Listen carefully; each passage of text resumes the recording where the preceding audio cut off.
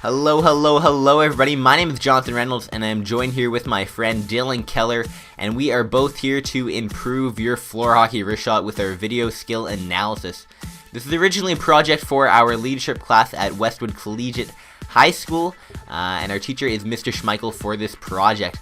So without further ado, let's go ahead and watch Dylan Keller, our rookie, and see what he's got here for his wrist shot.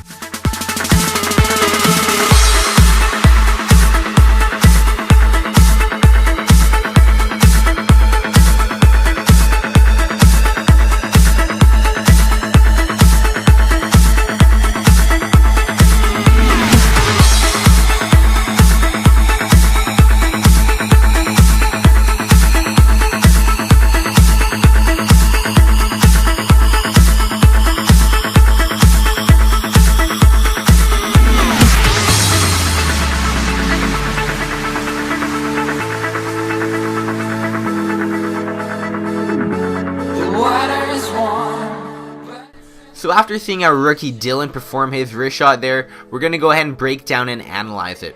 In the wrist shot, there are three main phases, and the first one is the preparatory phase. The first key element in the preparatory phase is the player's stance.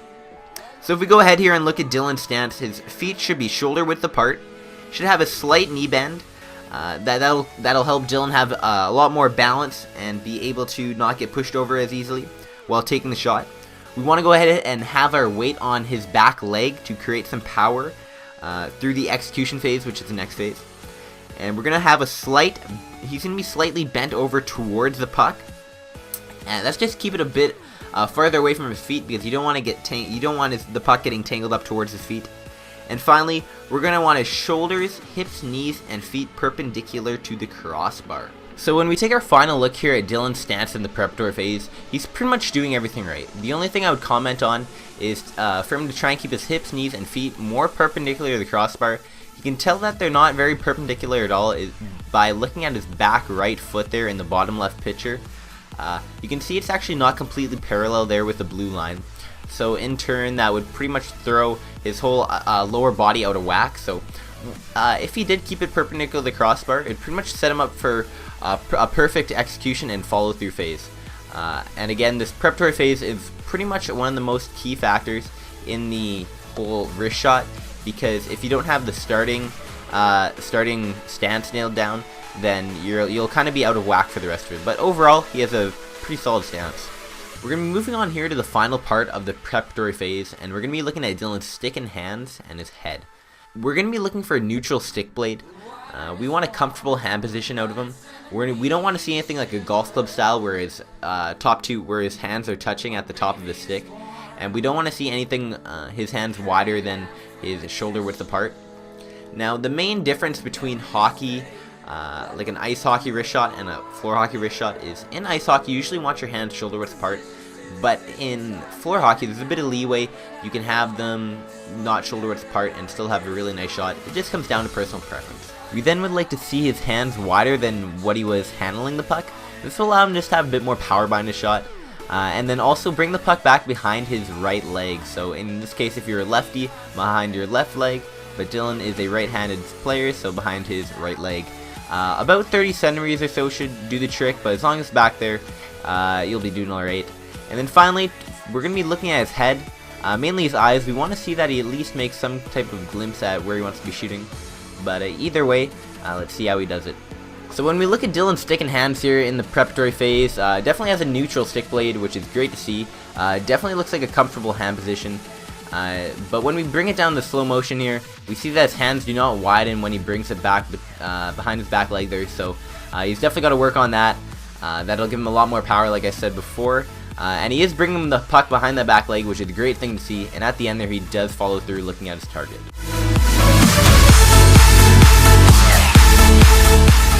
After the preparatory phase comes the execution phase. The execution phase is pretty much the meat and potatoes, or patatas, of the shot. And we're going to start off by looking at Dylan's stance. So when we look at Dylan's stance here, we can already see that his elbow is definitely not in tight there, which is one of the key notes of the stance. What this allows for your body to do is the stick can rotate around to increase the velocity of the stick. So again, that will add more power to your shot. The second part of the stance is that we want to see that weight shift from the back leg to front. So there's not much of a weight shift there. That's definitely something that he can work on. And then when we look at his stick and hands, we do see that the blade is not really cupped over the puck. It is a bit, but it still kind of stays in that neutral stance there. We do not see the puck roll off the heel there either. We actually just see it stay in the middle of the blade pretty much the whole time. It rolls a bit towards the front, but not too much. We do see a bit of the bottom hand rotation there, which is great to see.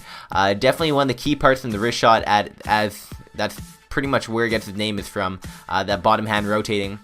And then finally, he did keep his eyes on the target there towards the end of the shot, which is great to see.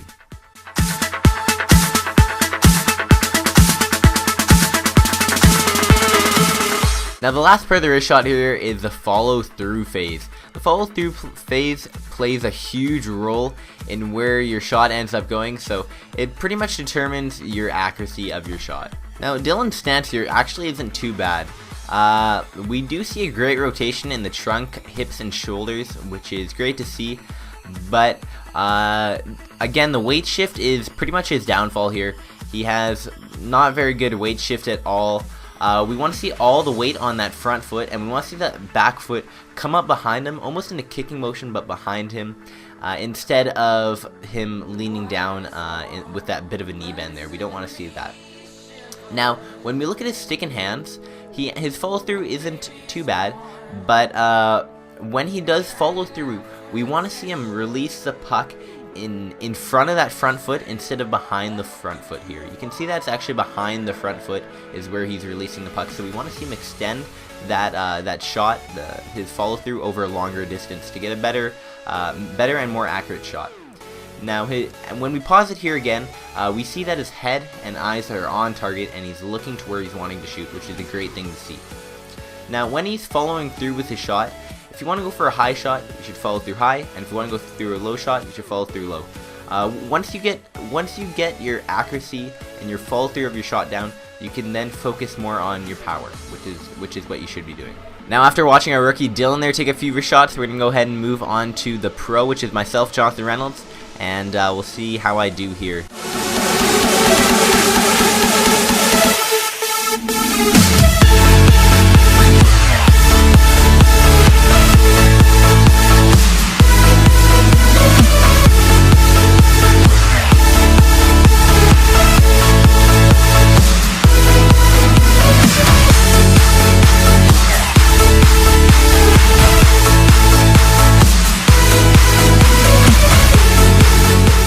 So before we analyze my wrist shot here, let's just go over what we went over with our rookie Dylan, and let's just keep in mind some of the key points when we analyze my wrist shot. For the stance in the preparatory phase, we just want to make sure that our feet are shoulder width apart, knees bent, weight on back leg, and bent over slightly. In the stick and hands in the preparatory phase, we want to make sure that we have the neutral stick blade, nice little comfortable hand position.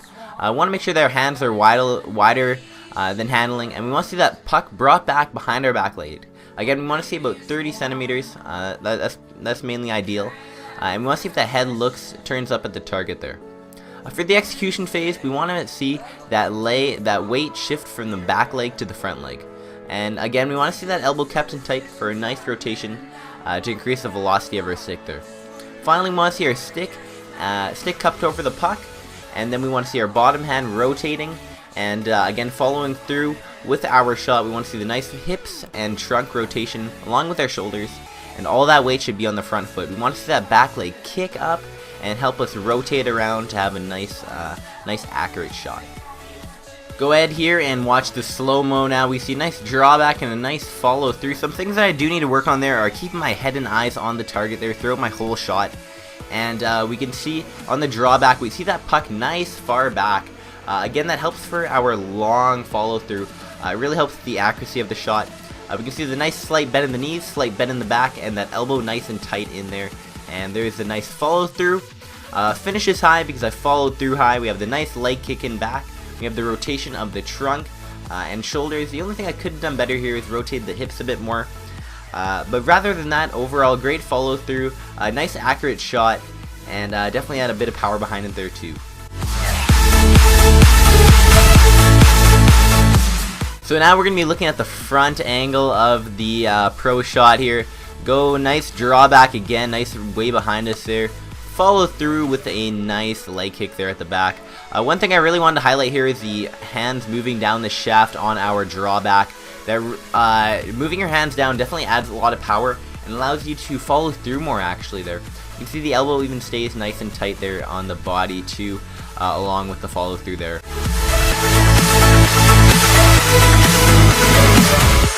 Rather than that, guys, that pretty much sums up our whole skill analysis video project here.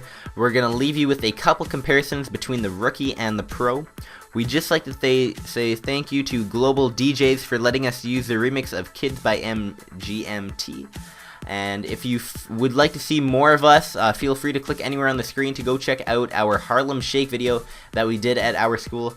And rather than that, guys, myself and Dylan Keller, we would just like to say have a wonderful day.